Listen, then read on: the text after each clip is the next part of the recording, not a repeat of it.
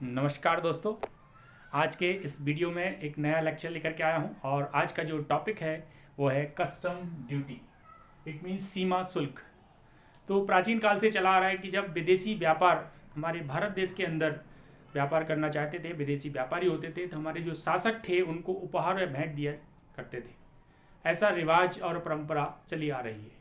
एक रिवाज और परंपरा की वजह से हम देखते हैं कि एक कस्टम बन गया। रिवाज को कस्टम बोला जाता है और शायद इसी वजह से इसका नाम कस्टम ड्यूटी पड़ा है, सीमा शुल्क। कस्टम ड्यूटी नॉर्मली दो नाम से हम जानते हैं। कस्टम ड्यूटी को दो प्रकार से जाना जाता है। कस्टम को हम बोल सकते हैं इंपोर्ट ड्यूटी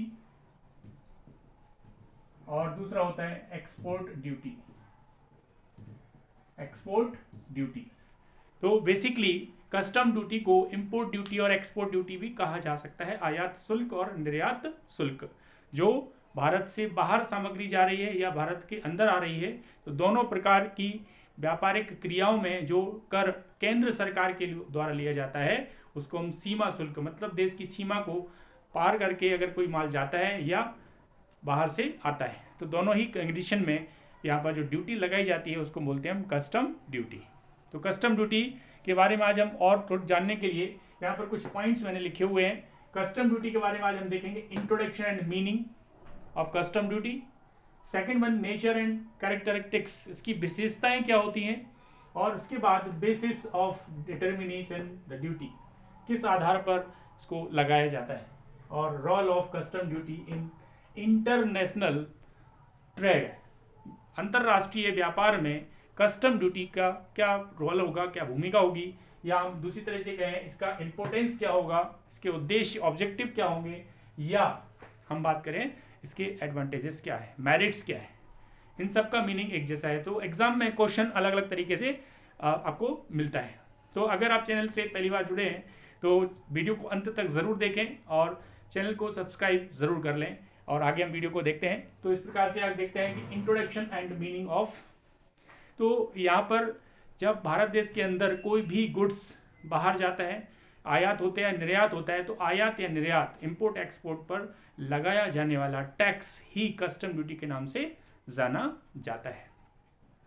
तो यहाँ पर मीनिंग क्लियर हो चुका होगा। अब देखते हैं हम विशेषताएं। विशेषताओं में देख रहे हैं कि सबसे पहले लिखा है केंद्रीय शुल्क।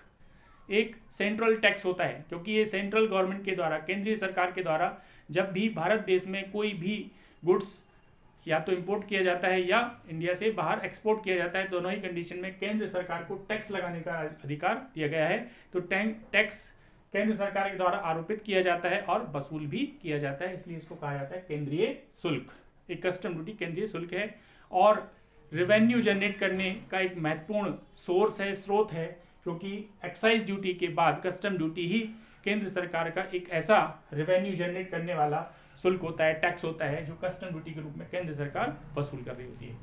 अप्रत्यक्ष कर, अप्रत्यक्ष कर इसलिए कहा जाता है क्योंकि यहाँ पर जो भी इंपोर्टर है, आयातक है और निर्यातक है, कर उनसे लिया जाता है, लेकिन अंतिम भार उपभोक्ता पर, कस्टमर पर पड़ता है। इसलिए इनडायरेक्टली जिस व्यक्ति से टैक्स लिया जा रहा है उसको पेमेंट नहीं करना पड़ रहा है दूसरा व्यक्ति, तो इसलिए उसको अप्रत्यक्ष कर, इनडायरेक्ट टैक्स बोला जाता है। सीमा शुल्क के आधार, सीमा शुल्क के आधार मतलब है कि अगर गुड्स इंपोर्ट होता है तो इसको इंपोर्ट ड्यूटी लगाई जाती है, और अगर एक्सपोर्ट हो रहा है तो एक्सपोर्ट ड्यूटी लगाई जाएगी। इसी के आधार पर सीमा शुल्क लगाया जाता है। सीमा शुल्क के उद्देश्य, ऑब्जेक्ट क्या है, तो यहाँ ऑब्जेक्ट्स की बात करें, यहाँ पर महत्व, लाभ या ऑब्जेक्ट्स, तो बहुत सारे ऐसे ऑब्जेक्ट्स होते हैं जो कस्टम ड्यूटी लगाने के पीछे ऑब्जेक्ट रखे गए हैं। तो कस्टम ड्यूटी के ऑब्जेक्ट, पहला है राजस्व में योगदान, कॉन्ट्रीब्यूशन टू रेवेन्यू। जो हमारी भारत सरकार है उसको रेवेन्यू जनरेट करने का बहुत अच्छा सोर्स होता है जो कस्टम ड्यूटी के रूप में, क्योंकि जब भी गुड्स इंडिया के अंदर विदेश से आता है तो यहाँ पर इंपोर्ट ड्यूटी ज़्यादा से ज़्यादा लगाई जाती है और केंद्र सरकार को इसमें ज़्यादा से ज़्यादा राजस्व, रेवेन्यू में वृद्धि होती है। तो भारत सरकार को रेवेन्यू जनरेट करने का एक अच्छा सोर्स माना गया है, तो राजस्व में योगदान होता है कस्टम ड्यूटी का। सेकेंड वन, घरेलू उद्योगों को संरक्षण प्रदान करना, प्रोटेक्शन ऑफ डोमेस्टिक इंडस्ट्रीज। हमारे जो देसी व्यापार हैं, उद्योग हैं, उनको संरक्षण प्रदान करने के लिए भी कस्टम ड्यूटी का एक ऑब्जेक्ट रखा गया है, क्योंकि जब विदेश से दूसरी वस्तुएं आती हैं तो वो काफ़ी लोगों को परेशान कर सकती हैं या काफ़ी महंगी होती हैं। तो महंगी होने के कारण हमारे देसी उद्योगों को बढ़ावा मिल जाता है, संरक्षण प्रदान किया जाता है, क्योंकि सस्ती वस्तुएं कोई भी खरीदने के लिए तैयार हो जाता है। तो इन पर इम्पोर्ट ड्यूटी ज़्यादा से ज़्यादा लगाई जाती है, जिससे कि हमारे घरेलू उद्योगों को संरक्षण प्रदान हो सके। व्यापार घाटे को संतुलित करना, जब हद से ज़्यादा इंपोर्ट होने लगे गुड्स या वस्तुएं और इंपोर्ट एक्सपोर्ट कम होती हैं, तब एक्सपोर्ट पर ड्यूटी कम कर दी जाती है। एक्सपोर्ट में कम से कम क्या टैक्स लगाया जाता है और इंपोर्ट में ज़्यादा से ज़्यादा टैक्स लगाया जाता है, जिससे कि संतुलन बना रहे और हमारा बिजनेस जो विदेशी करेंसी है, मुद्रा है, उसका कम से कम भुगतान करना पड़े। तस्करी पर नियंत्रण करना, हम देखते हैं जब कस्टम ड्यूटी या टैक्स के रूप में ज़्यादा से ज़्यादा अमाउंट लिया जाता है तो यहाँ पर क्या हो रहा है कि लोग तस्करी करने लगते हैं, स्मगलिंग करने लगते हैं। तो भारत सरकार ये देखती है तो निर्यात पर कम से कम टैक्स लगाया जाता है, जिससे कि लोग ईमानदारी से टैक्स भरें और तस्करी को बढ़ावा नहीं मिलता है। निर्यात कम करना, रिड्यूसिंग एक्सपोर्ट, जब देखते हैं कुछ ऐसी आवश्यक वस्तुएं होती हैं जो भारत के अंदर बहुत कम मात्रा में है, जिनकी भारत में डिमांड ज़्यादा है और अगर वो बाहर सप्लाई हो जाती हैं तो यहाँ पर शॉर्टेज हो सकती है, जिसको रोकने के लिए वो क्या करती है, एक्सपोर्ट ड्यूटी को बढ़ा देती है, इनकी रेट्स बढ़ा देती है, जिससे कि हमारे भारत देश को जो भी गुड्स मिल रहा है वो अच्छे मिल पाए। इसके अलावा विदेशी मुद्रा की बचत करना, तो विदेशों से जो ज़्यादा से ज़्यादा गुड्स आ रहा है उसमें इंपोर्ट ड्यूटी ज़्यादा कर दी जाए, जिससे कि हमारी जो विदेशी मुद्रा है वो हमारे भारत देश के अंदर कम हो जाए। डंपिंग पर रोक, क्योंकि हम देखते हैं मेड इन चाइना या दूसरे कंट्रीज़ के लोग कम लागत पर कम श्रम में गुड्स बना लेते हैं, तो भारत देश में कम प्राइस पर, लागत से कम प्राइस पर देते हैं। तो इसको रोकने के लिए एंटी डंपिंग ड्यूटी लगाई जाती है, जो भी कस्टम ड्यूटी का एक पार्ट है, जिससे कि हमारे व्यापार जो देसी व्यापार हैं, उद्योग हैं, उनको बढ़ावा मिल सके। विदेशी व्यापार समझौतों को क्रियान्वयन हेतु, जब भारत देश की सरकार दूसरे देशों से समझौता करती है तो उसमें इस प्रकार के समझौते किए जाते हैं कि इंपोर्ट ड्यूटी और एक्सपोर्ट ड्यूटी पर कितने रेट से टैक्स लिया जाए, इस बात का निर्णय जरूर किया जाता है।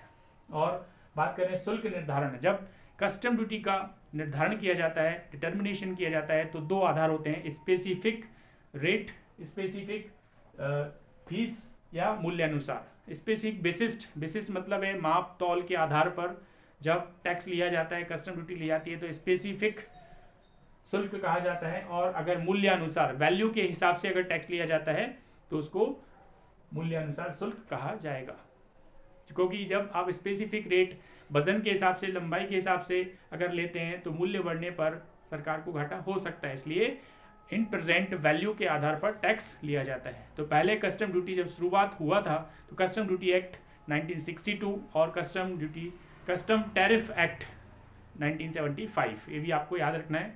तो शुरुआत में लाभ पर कस्टम ड्यूटी लगाई जाती थी, लेकिन अब उसकी वैल्यू पर कस्टम ड्यूटी लगाई जाती है। तो आज हमने इस वीडियो में देखा कि कस्टम ड्यूटी क्या होती है। कस्टम ड्यूटी एक तरह से विदेशी व्यापारों को अपने भारत देश में करने के लिए, भारत देश से एक दूसरे देश से व्यापार करने के लिए एक कस्टम और रिवाज होता है कि आपको कुछ कस्टम या ड्यूटी भरना पड़ती है।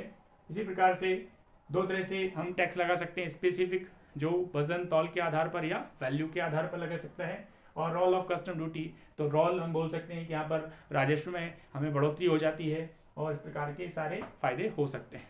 तो इस प्रकार से कस्टम ड्यूटी के बारे में अगर एग्जाम में क्वेश्चन आता है तो ये सब आप लिख सकते हैं।